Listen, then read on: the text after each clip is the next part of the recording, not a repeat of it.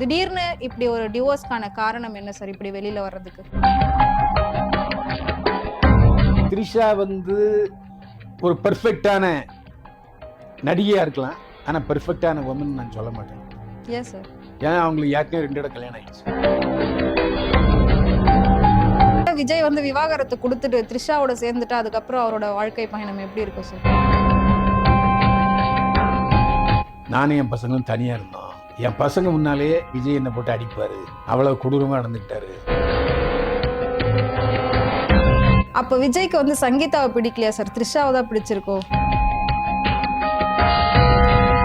நல்ல கண்ணு இறுதி அஞ்சலி செலுத்த விஜய் ஃபுல் தண்ணில தான் வந்தாரு.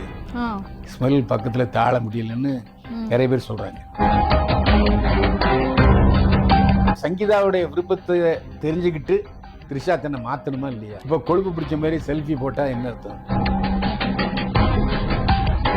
த்ரிஷா ஸ்டாலின் வீட்டு மருமகளா ஆக வேண்டியது அப்படின்னு சொல்றாங்க, அது உண்மையா?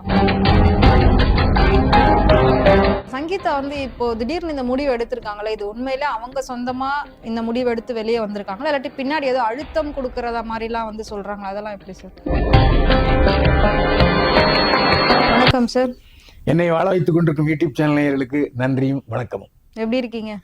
நல்லா இருக்கேன். ஒரு 5 நாள் ஹாஸ்பிட்டல் இருந்தேன். ஃபுல்லா தரோ செக்அப்.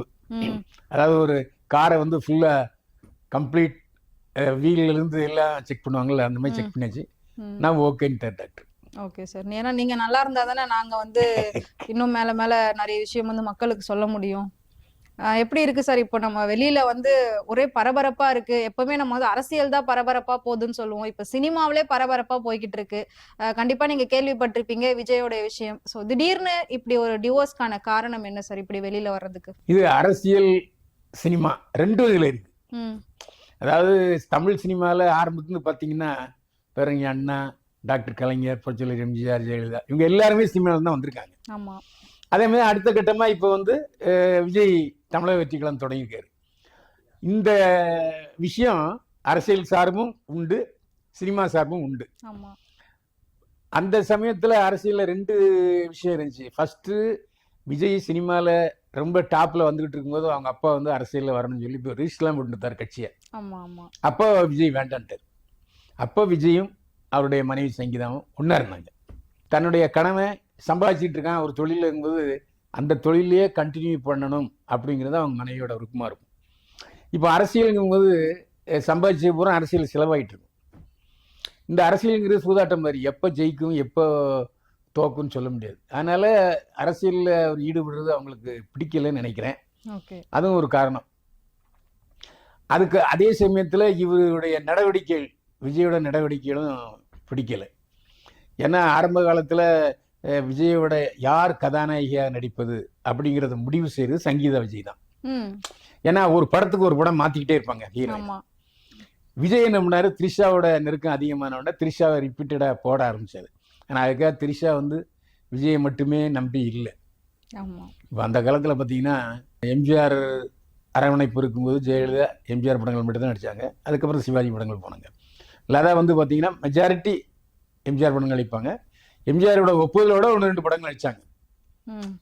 அதுதான். ஆனா த்ரிஷா அப்படி இல்லை. விஜயோட ஒரு படம் பண்ணா அஜித்தோட 2 படம் பண்ணுவாங்க. அவங்க ஒரு கமர்ஷியல் எலிமெண்ட். 2வது அவங்க 42 வயசாச்சு. சரி, த்ரிஷா ஒரு பெர்ஃபெக்டான நடிகையா இருக்கலாம், ஆனா பெர்ஃபெக்டான உமன் நான் சொல்ல மாட்டேன். ஏன் சார்? ஏன்னா அவங்களுக்கு ஏற்கனவே 2 இடம் கல்யாணம் ஆயிடுச்சு. கல்யாணம் ஆயிடுச்சா? ஆமா, 2 டைம். நிறைய பேருக்கு தெரியாது, நேயர்களுக்கு தெரியாது, நேயர்களுக்கு தெரிஞ்சவங்களும் இருக்காங்க. ஃபர்ஸ்ட் பாகுபலி வில்லன் ராணா இல்ல, அவரை கோயிங் ஸ்டடி லிவிங் டுகெதர் வாழ்க்கையெல்லாம் வாழ்ந்தாங்க. சென்னையிலே பல விழாக்களுக்கு ஒன்னா வந்தாங்க. ஆனா ராணா தான் என்னமோ தெரியல எப்பமா வேலையை பார்த்துட்டு த்ரிஷா விட்டாரு. அதுக்கப்புறம் வருண்மணின்னு ஒரு தொழிலதிபரை கல்யாணம் பண்றதுக்கு நிச்சயார்த்தம் வரைக்கும் போனாங்க. திடீர்னு அதுவும் பிரேக்கப் ஆயிடுச்சு. அப்படி 2 முறை அட்டெம்ப்ட் ஆகி ஃபெயில் ஆனவங்க தான். அதுக்கப்புறம் ஒரு புன்னகை பூத்த முகம், அவங்க அப்பா ஆந்திரா கிளப்ல மேனேஜரா இருந்தாரு. இன்னும் சொல்ல போனா த்ரிஷாவை விட அவங்க அம்மா ரொம்ப அழகா இருப்பாங்க. த்ரிஷாவை பொறுத்த வரைக்கும் ஒரு ஆழ்மைக்குன்னு கூட சொல்லலாம். 42 வயசாச்சு இன்னைக்கு. இன்னைக்கு வரைக்கும் ஒரு கிரேஸ் குறையல. ஆனா சங்கீதா சொல்லியிருக்கு, நீ த்ரிஷாவோட உறவை முறிச்சுக்க அது எனக்கு பிடிக்கல அப்படின்னா ஒரு நல்ல கணவன் என்ன செய்வான், சரி ரைட்டு பொண்டாட்டிக்கு பிடிக்கல ஓகே என்ன சொல்லிட்டு போயிட்டே இருப்பான். அதை வீம்பு எடுத்துக்கிட்டு இல்லை நான் அவளை தொடர்ந்து வச்சு தான் இருப்பேன்னு சொல்லி அவர் மகன் ஒரு நாள் வீட்டுக்கு வந்திருக்காரு. அப்போ அங்கே நடிகை இருந்திருக்காங்க. அதையும் பார்த்துட்டு மகன் வெறுத்து ஓடி போயிட்டார். இப்போ நேற்று கூட மகன் யார் ஜேசன் செஞ்சய், நான் என்னுடைய ஆதரவு எங்கள் அம்மாவுக்கு தான் அப்படின்னு டிக்ளேர் பண்ணிட்டார். இவங்க கொடுத்த பெட்டிஷன் வந்து டிசம்பர் மாதம் கொடுத்துருக்காங்க. ஆனால் அது நேத்தான் முந்தின நாள் தான் வந்து விசாரணைக்கு எடுக்கப்பட்டு இப்போ வர்ற 4ஆம் தேதி செங்கல்பட்டு நீதிமன்றத்தில் ஆஜராகணும் விஜய். வழக்கறிஞர்லாம் ஆஜராகக்கூடாது, நேரில் விஜய் ஆஜராகணும்னு சொல்லி உத்தரவு போட்டாங்க. அது கண்டிப்பாக போய் ஆகணும். அப்போத்தான் அந்த பெட்டிஷனுடைய முழு விஷயம் வெளியே வருது. அதில் பல திடுக்கிடும் தகவல்ல சொல்லியிருக்காங்க, அது நீங்களே பார்த்துருப்பீங்க. அதில் ரொம்ப வல்கரான விஷயம் என்னன்னா, ஒரே வீட்டில் அவர் என்ன டார்ச்சர் பண்ணாரு, ஒரே வீட்டில் நான் தனியாக இருந்தேன், நானும் என் பசங்களும் தனியாக இருந்தோம், என் பசங்க முன்னாலேயே விஜய் என்னை போட்டு அடிப்பாரு, அவ்வளவு கொடூரமாக நடந்துக்கிட்டாரு. விஜய் அப்படிப்பட்டவரா சார்? ஏன்னா பார்த்தா அப்படி தெரியல, ஒரு நடிகரா இருந்துட்டு பொண்டாட்டி அடிப்பாரா அப்படின்னு இருக்கு. இல்ல, அதாவது ஒரு மனிதனுடைய இன்னொரு முகத்தை நம்ம பார்க்க முடியாது. ரொம்ப அமைதியா இருப்பாங்க, ஆனா இன்னொரு முகம் வேற மாதிரி இருக்கும். இப்போ சமீபத்தில் கூட பார்த்தீங்கன்னா நல்ல கண்ணு இறுதி அஞ்சலி செலுத்த விஜய் ஃபுல் தண்ணில தான் வந்தாரு. ஸ்மெல் பக்கத்துல தாழ முடியலன்னு நிறைய பேர் சொல்றாங்க. நான் பார்க்கல, நிறைய பேர் சொல்றாங்க. அவர் 6 மணிக்கு மேலே வெளியே வர மாட்டார், 6 மணிக்கு மேலே தண்ணி அடிச்சிருவாரு அப்படின்னு சொல்றாங்க. அப்படிப்பட்ட சூழ்நிலையில இன்னும் மோசமா இறங்கி போய் எந்த மனைவியும் சொல்லாத ஒரு விஷயத்த என்னோட உடலுறவு கூட செய்ய மறுத்து விட்டார், செய்யவில்லைன்னு சொல்றாங்க. இது ஒரு மனைவிக்கு வந்து மிகப்பெரிய அவமானம். அதனால அந்த அளவுக்கு இறங்கி வந்து சொல்றாங்க. ஆனாலும் ஒரு மனைவி எப்படினாலும் நம்ம தமிழ்ல சொல்ற மாதிரி ஃபுல்லானாலும் புருஷன் கடலானாலும் கனவுங்கிற மாதிரி நான் மீண்டும் பன்னீர் பொங்கலை தான் வாழ்வேன் அப்படின்னு சொல்றாங்க. அதாவது விவாகரத்து கிடைக்கும் வரைக்கும் நான் என்னுடைய கணவருடைய பன்னீர் பொங்கலை தான் வாழ்வேன். அப்படி விவாகரத்தை கொடுக்க பெற்றா எனக்கு ஜீவனாம்சம் கொடுக்கணும், எனக்கு வேற ஒரு பங்களா கட்டி கொடுக்கணும் அப்படின்னு அவங்க சொல்றாங்க. இதுல ஒரு உண்மையான விஷயத்த புரிஞ்சுக்கணும். எனக்கு எடுப்புல எனக்கு ஒரு பங்களா கட்டி விடுன்னு கேட்கல, என்னுடைய கணவருடன் வாழ வேண்டும்னு ஒரு மனைவிங்கிற ரீதியில சங்கீதா சொல்றாங்க. ஸோ அப்போ அவங்க மனசுல ஏதோ ஒரு இடம், இவ்வளவு நடந்த பிறகும் கணவனுக்கு ஒரு இடம் இதயத்தில் வச்சிருக்காங்க. ஒன்னா வாழ்ந்தா முகத்தை தினசரி பார்க்க வேண்டியிருக்கும். அப்போ மறுபடியும் கையில காலில் விழுந்து மறுபடியும் சேர்வதற்கான வாய்ப்பு உண்டுன்னு மறுபடியும் விஜயோட சேர்றதுக்கு தான் ஆசைப்படுறாங்க சங்கீதாங்கிறதே அந்த மனுவில் சொல்லியிருக்காங்க. அந்த புகாரை பொறுத்த வரைக்கும் அவங்க பேர்ல சிம்பத்தி வர்ற மாதிரி தான் அவங்க கொடுத்துருக்காங்க. சங்கீதா தரப்புல இருந்து இதெல்லாம் சொல்லியிருக்காங்க அப்படின்னு நீங்க சொன்னீங்க. வெளியில ரசிகர்கள்லாம் வந்து ஏன் அண்ணி இப்படி பண்ணிட்டீங்க, இப்படி திடீர்னு ஏன் இந்த டைம்ல வந்து பண்ணிருக்கீங்கன்னு சொல்லி கேள்விலாம் கேட்டுட்டு இருக்காங்க. அதுக்கு காரணம் என்ன? இவ்வளோ 2021 பிரச்சனை ஆரம்பிச்சிருக்கு, ஆனா இவ்வளோ வருஷம் கழிச்சு இப்ப வெளியில வர்றதுக்கு காரணம் என்ன? இப்பாவது புலி கூண்டை விட்டு வெளியே வந்ததுன்னு யோசனை பண்ணணும். பொறுத்தார் பூமி ஆழ்வார்னு சொல்லிக்கிட்டே அந்த மாதிரி பொறுத்துக்கிட்டு இருந்தது. இப்ப பொறுமை எல்லாம் மீறி போயிடுச்சு. சமீபத்துல நடந்த சம்பவங்கள் அதை ரொம்ப காயப்படுத்திருச்சு. அதாவது நாம இவ்வளவு சொல்லியும் த்ரிஷா மறுபடியும் நம்ம காயப்படுத்திக்கிட்டு இருக்குங்கிற மாதிரியான சம்பவங்களை த்ரிஷா செஞ்சுட்டு இருக்காங்க. அதாவது த்ரிஷா வந்து விஜயும் சங்கீதாவும் சேர்ந்து வாழக்கூடாதுன்னு பெரிய சதி பண்ணிக்கிட்டு இருக்கு. உதாரணமா அந்த அம்மா கோச்சுக்கிட்டு வெளிநாடு போயிடுச்சு. அதுக்கப்புறமாவது விஜயோட நேரடி தொடர்பு பகிரங்க தொடர்பு விட்டுக்கலாம்ல. கீர்த்தி சுரேஷ் கல்யாணத்துக்கு ஒரே விமானத்துல போனாங்க. அதுக்கப்புறம் 2 வாரத்துக்கு முன்னால தனி விமானத்துல விஜயும் த்ரிஷாவும் கோவாவுக்கு போனாங்க. ஆனா அதெல்லாம் விட்டுருங்க, இவ்வளவு ஆன பிறகு முந்தா நாள் 2 நாளைக்கு முன்னால ஜெய்ப்பூர் அரண்மனையில ராஷ்மியா மந்தனா விஜய் தேவரகொண்டா திருமணம் நடந்துச்சு. அந்த திருமணத்துல த்ரிஷாவை கூட்டிட்டு போய் கலந்துகிட்டு இருக்காரு விஜய். த்ரிஷாவும் விஜயும் ஒன்னா போயிருக்காங்க. போனவங்க பொத்திக்கிட்டு வர வேண்டியதானே. ஏன்னா அந்த கல்யாணத்துல செல்போன் கொண்டு வராதீங்கன்னு உத்தரவு போட்டிருந்தாங்க. அதை மீறி த்ரிஷா செல்போன் கொண்டு போனது மட்டுமில்லாமல் விஜய், த்ரிஷா, ராஷ்மியா தேவரகொண்டா, விஜய் தேவரகொண்டா எல்லாரோடையும் சேர்ந்து ஒரு செல்ஃபி எடுத்திருக்கு. த்ரிஷாவே செல்ஃபி எடுத்திருக்கு. செல்ஃபியை சமூக வலைதளங்களில் பதிவிட்டிருக்கு. ஆனா அத பத்தி யாருமே பெருசா இப்ப வரைக்கும் இல்ல இல்ல பேசவே அது இல்லையே சார். வந்துருச்சு, நான் பார்த்தேன். அது நீங்க அதை போட்டு காமிக்க ம். அந்த படத்தை. ஓகே. வேணும்னே புன்னகை பூத்து, பாத்தியா என்னையா வந்து நீ விஜய்கிட்ட இருந்து பிரிக்க பாக்குற, நான் தொடர்ந்து விஜயனுடைய தொடர்பில் இருக்கிறேன்ங்கிறத உறுதிப்படுத்துற மாதிரியா ம். புன்னகையோட சங்கீதாவை டார்ச்சர் மேலும் கொடுக்கணுங்கிற எண்ணத்துல த்ரிஷா நடந்திருக்கு. ம். இது தேவையா? செல்போன் கொண்டு வரக்கூடாது. அங்க வேற எந்த நடிகரும் நடிகையும் எடுக்கலாம். எடுக்கல, ம். வெளியே போட்டோவே வரல. விஜய் தேவரகொண்டா, ராஷ்மிகா மந்தனா கல்யாண போட்டோ கூட வெளியே வரல. ஆமா. இது கொழுப்பு தானே. இதுக்கு பேர் என்ன? அப்போ நீ வந்து விஜய் அரசியல் வாழ்க்கையிலையும் சூன்யமாகணும், சொந்த வாழ்க்கையிலையும் சூன்யமாகணும்னு த்ரிஷா சகுனி மாதிரி செயல்படுதா இல்லையா? ம். அப்ப விஜய்க்கு வந்து சங்கீதாவை பிடிக்கலையா சார், த்ரிஷாவை தான் பிடிச்சிருக்கோ? அதாவது ஒரு மனைவி இருக்கும்போது இன்னொரு பெண்ணை திருமணம் செய்து கொள்றது இங்க அரசியல் சர்வசாதாரணமா இருக்கு. ஆரம்பத்திலே ஜெமினி நியூஸ்ல இருந்தே எல்லாருமே அந்த விஷயம் இருக்கு. ம். இதுல சிலருக்கு பிளஸ் பாயிண்ட். ம். அதாவது முதல் மனைவி வந்து சரி நம்ம கணவன் சந்தோஷம் தான், நம்ம சந்தோஷம், ம். சந்தோஷம் இருக்காரா அப்பா அப்படின்னு விட்டுறாங்க. ஆமா. சோ பிரச்சனை வெளியே வராம இருக்கு. ஆனா சங்கீதா அப்படிப்பட்ட பெண் அல்ல. ம். ஒருவனுக்கு ஒருத்தி, எனக்கு என் புருஷன் எனக்கு மட்டும்தான் அப்படிங்கிற உரிமையோட அவங்க போராடுறாங்க. ம். அந்த போராடும் போது மனைவி சங்கீதாவுடைய விருப்பத்தை தெரிஞ்சுக்கிட்டு த்ரிஷா தன்னை மாத்தணுமா இல்லையா? ஆமா. இப்ப கொழுப்பு பிடிச்ச மாதிரி செல்ஃபி போட்டா என்ன அர்த்தம்? அதுதான் சார். அப்போ இப்போ இந்த நேயர்களை புரிஞ்சுங்க, த்ரிஷா வேணும்னே விஜயோட தன்னுடைய நெருக்கத்தை உறுதிப்படுத்துறது அவங்க விருப்பம். ஆனா விஜயோட மரியாதையை கெடுக்கிறது, விஜயோட புகழை கெடுக்கிறதுக்கு த்ரிஷா சதி பண்ணிட்டு. ம்.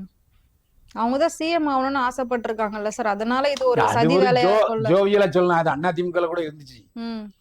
அப்போ அண்ணா திமுக சேர்ந்துச்சு, எல்லாரும் சேர்ந்து பிரச்சாரம்லாம் பண்ணாங்க. அதாவது உனக்கு அப்படி ஒரு ஆசை இருக்குன்னா விஜய் கட்சியில் சேர்ந்து தோல இந்த பிரச்சனையே வராது. ம். அப்ப ரசிகர்கள் பூரா விஜய் த்ரிஷா மேல சேர்ந்துருவான். ஆமா, இப்பவே அப்படித்தானே சொல்றாங்க சின்ன அண்ணின்னு. ஆ? இப்பவே சின்ன அண்ணின்னு சொல்றாங்க சார். இல்ல இல்ல, அதாவது விஜய்யுடைய நெருக்கமா இருக்கிறது வேற, கட்சியில சேர்றது வேற, ரெண்டையும் புரிஞ்சுங்க. ம். இப்போ வந்து நேத்து த்ரிஷா என்ன சொல்லுது, நானும் ஒரு நண்பர் தான், எந்த அரசியலையும் எனக்கு அரசியல் ஈடுபாடு இல்லைன்னு சொல்லுது. அப்போ என்ன அர்த்தம்? ம். பொய் அது. அப்போ விஜயுடைய பெயரை கெடுக்கணும்னு தானே த்ரிஷா நினைக்குது.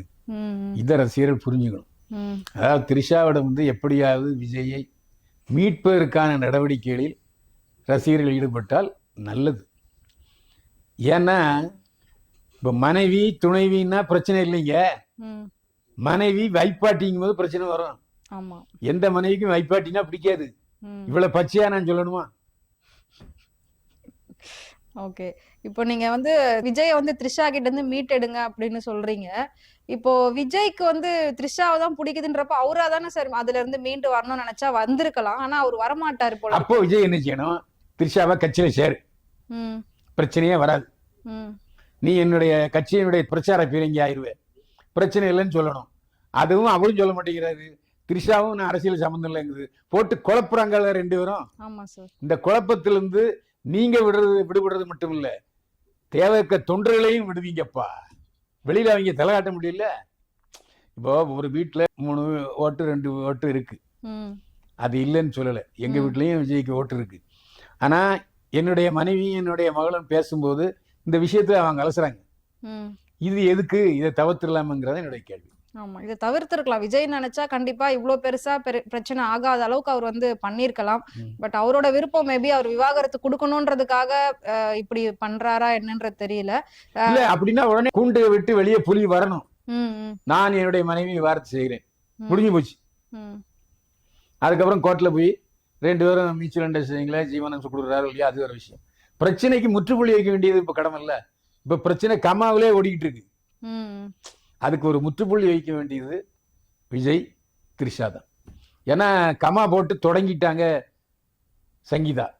அதை முற்றுப்புள்ளி வைக்க வேண்டியது either Trisha or Vijay or both. இன்னொரு விஷயம் சார், த்ரிஷா வந்து உதயநிதி வீட்டு, அதாவது ஸ்டாலின் வீட்டு மருமகளா ஆக வேண்டியது அப்படின்னு சொல்றாங்க, அது உண்மையா? ஏங்க அது நிறைய பேர் கொளுத்தி போடுறாங்க, புரியுதா உங்களுக்கு?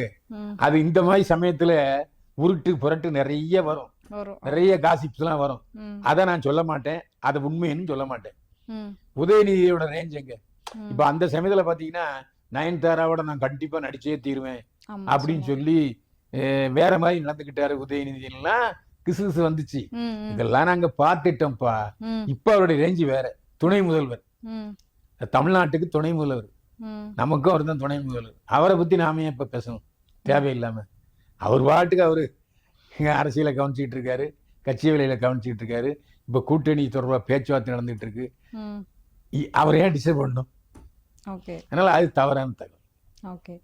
சங்கீதா வந்து இப்போ திடீர்னு இந்த முடிவு எடுத்திருக்காங்களே, இது உண்மையில அவங்க சொந்தமா இந்த முடிவு எடுத்து வெளியே வந்திருக்காங்களா, இல்லாட்டி பின்னாடி ஏதோ அழுத்தம் கொடுக்கறதா மாதிரிலாம் வந்து சொல்றாங்க, அதெல்லாம் எப்படி சார்? இல்ல எனக்கு அந்த அம்மா வந்து படிச்ச பொண்ணு, கிராஜுவேட், ஆமா. அதுவும் வெளிநாட்டுல படிச்சவங்க, காதலிச்சு கல்யாணம் பண்ணவங்க. அவங்களுக்கு ஏன் மற்றவங்க அழுத்தம் கொடுக்கணும்? ஏன் அவங்களுக்கு சுயமா சிந்தி தெரியாதா? ம், சிந்திச்சா இவ்வளவு விஷயங்கள் வரும் அப்படின்னு அவங்களுக்கு தெரியுமில்ல. ம், அதனால அந்த அழுத்தம்லாம் இல்லை, அவங்க சுயமா சிந்திச்சதுதான். ஏற்கனவே 4 வருஷத்துக்கு முன்னாடியே அவங்க வெளிநாடு போயிட்டாங்க. ம். அது அப்படியே இப்போ சின்ன சின்னதா இருந்து இப்போ வெடிச்சிருக்கு, அவ்வளவுதான். ஓகே.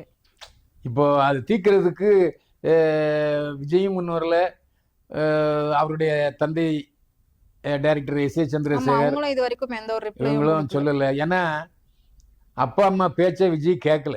ம், ஏன்னா அப்பாவுடைய ஆலோசனைகளை கேட்காம தான் இவர் புஷியானதை கொண்டு போட்டார். ஆமா. அதனால ரசிகமரத்துலையும் அவங்க அப்பாவை ஓவர்டேக் பண்ணுன்னு சொல்லி தான் புஷியை கொண்டு வந்தார். ம், ம். ஸோ அப்பா அம்மாவோடையும் சரியான உறவு விஜய் வச்சுக்கல. அதனால அப்பா அம்மா ஆலோசனையை அவர் கேட்கவும் இல்லை. ம், ம். சொன்னாதானே கேட்கறதுக்கு. ஆமா.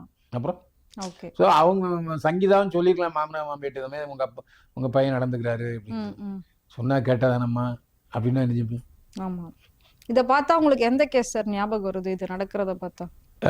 மாமனாரும் மாமியாரும் வந்து புதிய மருமகளுக்கு ஆதரவு கொடுக்குறாங்க. ம், இவ ரொம்ப தங்கமானவ ம். அப்படின்னு சொல்றாங்க. அது வந்து ரவிமோகன், நடிகர் ரவிமோகன் விஷயத்துல நடக்குது. Correct sir. புரியுதா? நம்ம இதை பத்தி இது கோர்ட்ல கேஸ் இருக்கு. ஸோ இதை பத்தி அவங்க அப்பா அம்மா வந்து அவங்க அம்மா சொல்லுது கென்ஷா ரொம்ப நல்லவ ம், ம். அப்படின்னு சொல்றாங்க. ம், ம். ஆனா இன்னும் எஸ்ஏசி சங்கீதா, அதாவது சோபா சந்திரசேகர் வாயிலிருந்து இது வரல. வரல. மேபி பின்னாடி வரலாம். இல்ல அவங்க எப்படி பப்ளிக்கா ஒரு கல்யாணத்துல போயிட்டு தான் இந்த விஷயமே பெருசாச்சு, அதே மாதிரி இப்போ இவங்க ஜெய்ப்பூர் கல்யாணத்துக்கு போயிட்டு இதுக்கப்புறம் மேபி இது இன்னும் பெருசா ஆகலாம்ல, 2 பேரும் இல்ல ஒண்ணா போனாங்க. ஏற்கனவே கீர்த்தி சுரேஷ் கல்யாணத்துக்கும் விஜய் ஒண்ணா போனாங்க. த்ரிஷா தான் போனாங்க. அதாவது இது தொடர்ந்து அவங்களும் கெனிஷா ரவிமோகனும் பல ஃபங்க்ஷனும் தொடர்ந்து போனாங்க. ஆமா. அதே மாதிரி அதே ரூட்ல இதுவும் போயிட்டு இருக்கு. ம், ம், ம். சோ அதே ஏன்னா மாதிரி அங்கேயும் ஒரு பையன், அங்கேயும் 2 பசங்க பசங்க இருக்காங்க, இருக்காங்க. இங்கேயும் 2 பசங்க இருக்காங்க. ம், ஸோ இவரு ரவிமோகன் என்ன சொன்னாரு, நான் என் பசங்களை பாத்துக்கிறேன்னாரு. ஆமா. ஆனா திருமதி ஆர்த்தி ரவிமோகன் என்ன சொன்னாங்க, இல்ல இல்ல பசங்களை பார்க்கவே இல்லை அப்படின்னு சொல்றாங்க. அதே தான் இப்போ சங்கீதா இங்கேயும் விஜயும் நடக்குது. சொல்றாங்க. ம். பசங்க கூட வந்து விஜய் பேசுறது இல்ல, எந்த ஒரு பேசுறது இல்ல. கான்டாக்டும் இல்ல அப்படின்னு ஆமா, சொல்றாங்க. அதுக்கு உதாரணமா சேஷன் ஜெய்க்கு ம், இயக்குனர் வாய்ப்பை வாங்கி தந்தது சங்கீதா விஜய் தான். ம், ம், ஏன்னா அங்க லண்டன்ல வச்சு தமிழ் குமரன்ட்ட லைக்கா ப்ரொடக்ஷன்ஸ் பேசி ம், அந்த பையனுக்கு வாய்ப்பு விடுங்கன்னு சொல்லி வாய்ப்பு வாங்கி கொடுத்தது அவங்க அம்மா தான். ம், ம், விஜய் அதுல 1% ஹெல்ப் கூட பண்ணல. ம், ஆரம்பத்துல விஜய்க்கு தன்னுடைய பையன் தன்னை மாதிரியே ஒரு ஹீரோன்னு நினைப்பு இருந்தது. ம். பல இயக்குநர்கள், தயாரிப்பாளர் விஜயை அணுகுனாங்க. ஆனா பையன் அடமெண்டா இருந்துட்டார், நான் வந்து நடிக்க மாட்டேன், டைரக்டர் தான் டைரக்டர் தான். அப்படின்ட்டாரு. ம், ஸோ அதோட அதை விஜய் விட்டுட்டார். அதை ம். அவரு டைரக்டர் முயற்சியில் ஈடுபட்டு இருந்தார். ஓகே. அந்த சமயத்துல அஜித் கூட தன்னுடைய மேனேஜர் சுரேஷ் சந்திராவை சேஷன் ஜெய்க்கு அனுப்பி ம். உதவுனாருங்கிறலாம் செய்தி. ஆமா, நம்ம பேசியிருக்கோம். ம். ஓகே. சோ ஒருவேளை விஜய் வந்து விவாகரத்து கொடுத்துட்டு த்ரிஷாவோட சேர்ந்துட்டா அதுக்கப்புறம் அவரோட வாழ்க்கை பயணம் எப்படி இருக்கும் சார்? அவரு தமிழ்நாடு வெற்றி கழக தலைவரா டிராவல் பண்ணுவாரு. ஏன்னா அது அவரை அவருக்கு நம்பி நிறைய இருக்குமா? தொண்டர்கள் இருக்காங்க. ம், இதுல 2 வகையான தொண்டர்கள் இருக்காங்க.